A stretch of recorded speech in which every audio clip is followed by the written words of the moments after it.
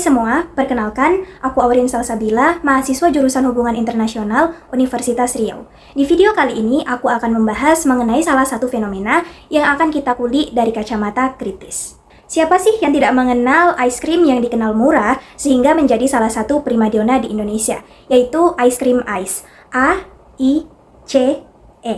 Yap. Ice cream ini merupakan salah satu ice cream yang diminati oleh masyarakat kita karena dengan harga Rp5.000 saja kita sudah dapat menikmati ice cream dengan rasa yang tidak murahan. Namun, di balik murahnya harga produk ice tersebut, terdapat beberapa cerita memilukan yang berasal dari para buruh pabrik, di mana mereka mengklaim bahwa mereka telah dieksploitasi oleh para petinggi pabrik sehingga mereka tidak dibayarkan upahnya dan mendapat perlakuan tidak manusiawi lainnya. Beberapa demo telah berusaha mereka upayakan agar hak-hak serta pembunuhan mereka dapat disegerakan. Namun, pihak ICE sendiri menyatakan bahwa mereka telah melakukan konsolidasi sehingga pada akhirnya kasus ini tenggelam dan tidak lagi didengar oleh masyarakat kita. Kasus yang sempat menjadi trending topik bagi para netizen maupun citizen ini sempat memecah masyarakat menjadi dua pihak, yaitu mereka yang menganggap bahwa keterlambatan upah bagi para pekerja merupakan sesuatu yang normal, dan yang lainnya merasa bahwa hal tersebut bukanlah sesuatu yang perlu diwajarkan.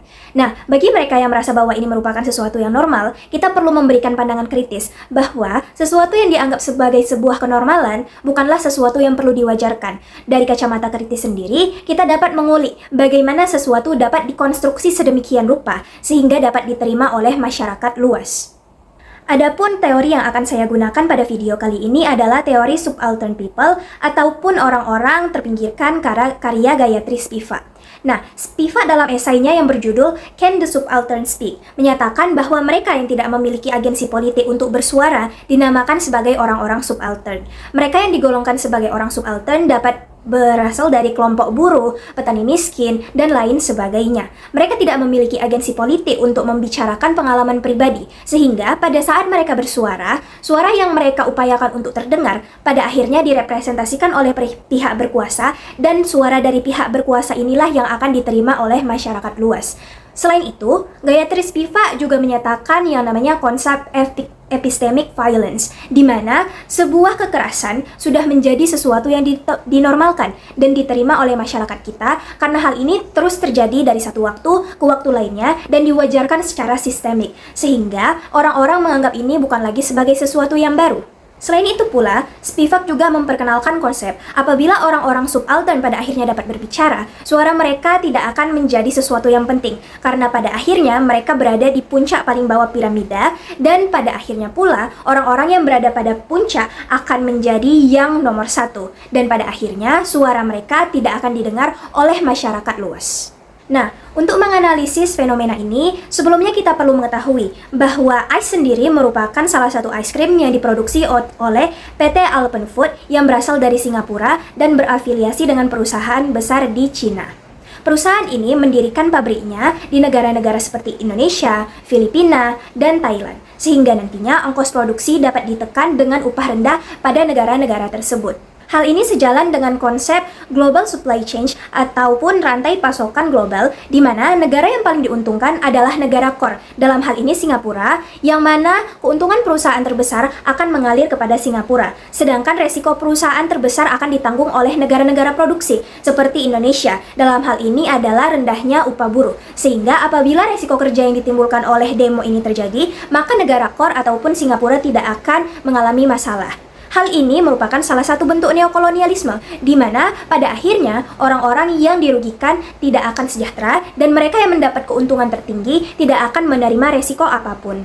Seperti yang telah dijelaskan di bagian sebelumnya, pada tahun 2019 sampai 2020, terdapat beberapa kali demo yang ditujukan kepada para petinggi ICE dari para buruhnya.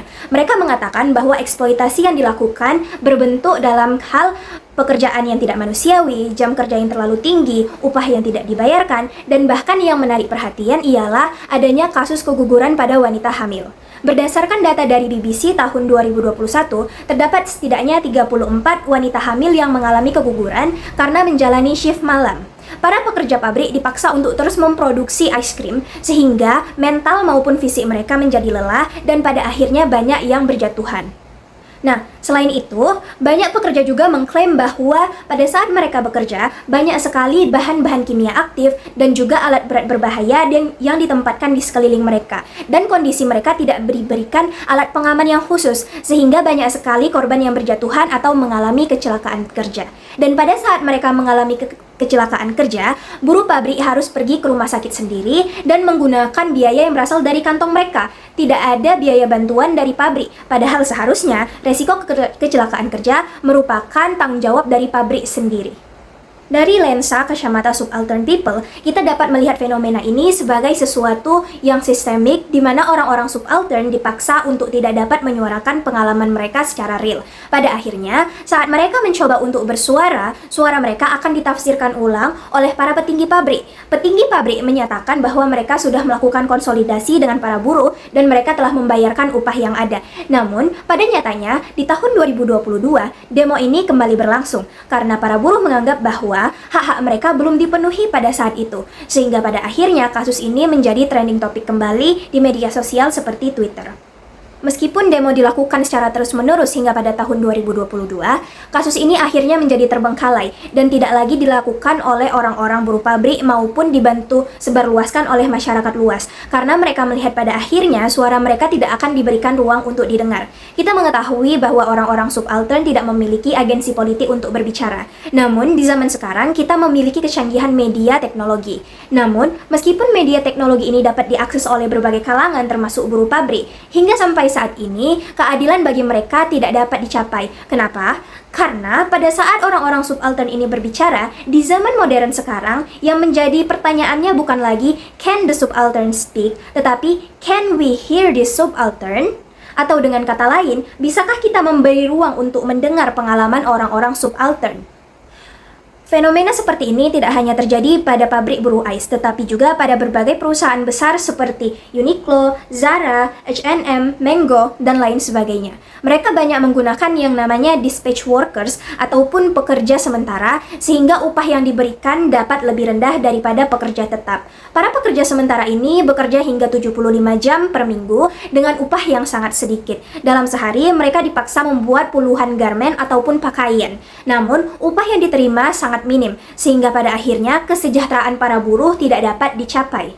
Dari fenomena ini, kita dapat melihat bahwasanya dalam penanganan eksploitasi buruh terutama, kita perlu menyediakan ruang untuk mendengarkan mereka. Selain itu, untuk melihat suatu masalah, kita tidak hanya melihat dari akar masalah tersebut sampai kepada solusinya, tetapi kita juga perlu melihat apakah ada relasi kuasa yang memainkan peranan penting, lalu apakah pengalaman-pengalaman nyata dari para buruh pabrik itu betul-betul kita dengarkan, atau malah kita mendengarkan cerita ulang dari para mereka yang memiliki kekuasaan politik yang lebih besar. Sehingga kacamata kritis menawarkan alternatif kita untuk melihat suatu fenomena tidak hanya sebagai sesuatu yang diceritakan ulang oleh media-media besar ataupun dari mereka yang memiliki kekuasaan, tetapi dari pengalaman nyata orang-orang yang bermain di dalamnya, khususnya orang-orang subaltern.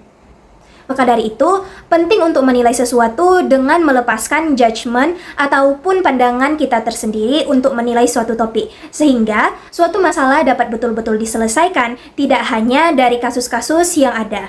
Sekian dari saya pamit undur diri, terima kasih.